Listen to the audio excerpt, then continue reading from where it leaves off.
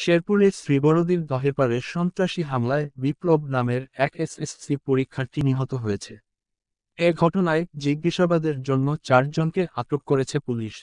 শনিবার দিবাগত রাতে ওয়াজ শুনে আসার পথে এ হামলার ঘটনাটি ঘটে। নিহত বিপ্লব পার্শ্ববর্তী জামালপুর জেলার বকশীগঞ্জ উপজেলার দড়িপাড়ার কাবিল মিয়ার ছেলে। সে শ্রীবরদীর দহের পাড়ের নানা হাজী আব্দুল মজিদের বাড়িতে থেকে মোহাম্মদ আলী মেমোরিয়াল বিদ্যানিকেতনে লেখাপড়া করে আসছিল। পুলিশ জানায়, 25 ফেব্রুয়ারি রাতে নিজ মামদামারি কান্দাপাড়া এবতেদায়ী মাদ্রাসায় ওয়াজ শুনতে আসে বিপ্লব। এখানেই পার্শ্ববর্তী চরশিমুলচূড়ার মোশাররফ হোসেন নুদার ছেলে ও স্থানীয় কিশোর গ্যাংয়ের নেতা আরিফ হোসেন বংরা বিপ্লবের সাথে তুচ্ছ বিষয় নিয়ে কথা কাটাকাটি করে। পরে ওয়াজ শুনে নানার বাড়ি আসার পথে আরিফ ও তার সহযোগীরা বিপ্লবের ওপর হামলা চালিয়ে পিটিয়ে ও ধারালো অস্ত্র দিয়ে আঘাত করে আহত করে। আশঙ্কাজনক অবস্থায় প্রথমে শ্রীবরদী উপজেলা হাসপাতালে নেওয়া হয়।